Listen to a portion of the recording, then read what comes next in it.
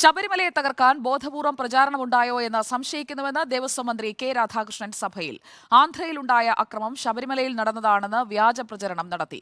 പന്തളത്ത് വെച്ച് മാല ഊരിപ്പോയത് കപടഭക്തരാണെന്നും കെ രാധാകൃഷ്ണൻ സഭയിൽ വ്യക്തമാക്കി.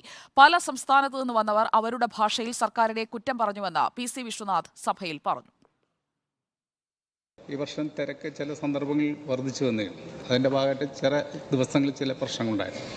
പക്ഷേ അതുപയോഗിച്ചുകൊണ്ട് ഈ ശബരിമലയെ തകർക്കാൻ വേണ്ടിയുള്ളൊരു പ്രവർത്തനം നടന്നിട്ടുണ്ടോ എന്ന് സംശയിക്കത്തക്ക രീതിയിലാണ് അതിൻ്റെ വ്യാജ പ്രചരണങ്ങൾ നടന്നത്. അതിൻ്റെ ഏറ്റവും പ്രധാനപ്പെട്ട ഉദാഹരണമാണ് ശബരിമല സന്നിധാനത്ത് വെച്ച് ഭക്തരെ തല്ലിച്ചതയ്ക്കുന്നതുമായ വീഡിയോ പ്രചരിപ്പിച്ചത്.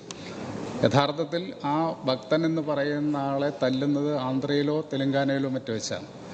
നമ്മുടെ ശബരണം വിളിയുമായി കൂട്ടിയോജിപ്പിച്ചുകൊണ്ടാണ് ആ ഫേക്ക് ന്യൂസ് പുറത്തുവിട്ടത്. പ്രത്യേകിച്ചും നമ്മുടെ സൈബർ സെല്ലിൻ്റെ ആഭിമുഖ്യത്തിൽ നല്ല പരിശോധനയും കേസെടുക്കലൊക്കെ ആയിക്കഴിഞ്ഞപ്പോൾ അതിന് ശമനമുണ്ടാക്കാൻ വേണ്ടി കഴിഞ്ഞു എന്നുള്ള അനുഭവമുണ്ട്.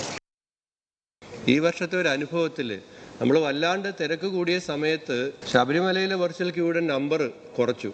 പക്ഷെ അപ്പോഴേക്കും നിലയ്ക്കലാകട്ടെ, ഇപ്പോൾ എരുമേലി കണമല റോഡിലടക്കം ഈ വാഹനങ്ങൾ പോലീസ് തടഞ്ഞിടുകയുണ്ടായി. മണിക്കൂറുകൾ ആ സ്ഥലങ്ങളിൽ കിടക്കുന്ന സമയത്ത് വെള്ളം കുടിക്കാനില്ലാതെ, പ്രാഥമിക ആവശ്യങ്ങൾക്കുള്ള സൗകര്യമില്ലാതെ ആളുകൾ ബുദ്ധിമുട്ടുന്ന സാഹചര്യം ഉണ്ടായിട്ടുണ്ട്. പ്രത്യേകിച്ച് പോലീസ് തടഞ്ഞ സ്ഥലങ്ങൾ നമുക്കറിയാമല്ലോ. അവിടങ്ങളിൽ അതിനുള്ള സൗകര്യം ഒരുക്കണം. മറ്റ് സംസ്ഥാനങ്ങളിൽ നിന്ന് വരുന്നവർ ഈ പ്രശ്നങ്ങൾ ഉണ്ടായിട്ട് അവരുടെ എല്ലാം ഭാഷയിൽ സർക്കാരിനെ കുറ്റപ്പെടുത്തുന്നത് സർക്കാരിന് നല്ലതല്ല. മൾട്ടി ലാംഗ്വേജ് തെറി നമ്മൾ കേൾക്കേണ്ട സാഹചര്യം ഇനി ഉണ്ടാകുന്നത് ഒഴിവാക്കണം. ആദിൽ പാലോട് നൽകും കൂടുതൽ വിവരങ്ങൾ. ആദിൽ പാലോട്, ശബരിമലയിൽ 18 മണിക്കൂറോളം ക്യൂ നിൽക്കേണ്ടി വന്ന സാഹചര്യം, അതോടൊപ്പം തന്നെ ശബരിമലയിലേക്ക് എത്താൻ കഴിയാതെ പന്തളത്ത് ക്ഷേത്രത്തിൽ വെച്ച് മാലയൂരി മടങ്ങേണ്ടി വന്ന ഭക്തർ, ഈ വിഷയങ്ങളൊക്കെ സഭയിൽ വരുമ്പോൾ മന്ത്രി നൽകുന്ന മറുപടി അതൊരു വിവാദ പ്രസ്താവനയായി മാറുകയാണോ? എന്തൊക്കെയാണ് ഇന്ന് സഭയിൽ കണ്ടത് ആദിൽ? നിയമസഭയിലെ ചോദ്യോത്തര വേളയിലെ ചോദ്യങ്ങൾക്കുള്ള മറുപടിയായി മന്ത്രി സംസാരിക്കുകയാണ് ഇക്കാര്യങ്ങൾ പറഞ്ഞത്. ശബരിമലയിൽ കയറാതെ മാല ഊരി പോകേണ്ടി വന്നൊരു സ്ഥിതി ഇത്തവണ ഉണ്ടായിട്ടുണ്ട് എന്ന് കോവളം MLA M. വിൻസെൻ്റ് ഓർമ്മിപ്പിക്കുകയായിരുന്നു ഒരു ചോദ്യത്തിൽ. അതിന് മറുപടിയായാണ് പറയുന്നത്, അങ്ങനെ മാല ഊരി ആരെങ്കിലും പോയിട്ടുണ്ടെങ്കിൽ അത് കപട ഭക്തരാണ്.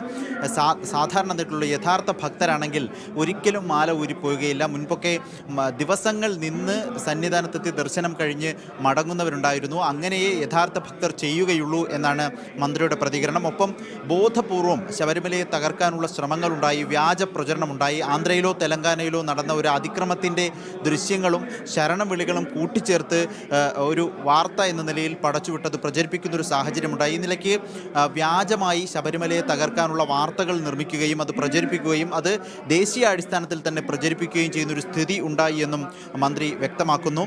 ഇതിനൊപ്പമാണ് PC വിഷ്ണുനാഥിൻ്റെ പ്രതികരണത്തെ കൂടി ചേർത്ത് വെക്കേണ്ടത്.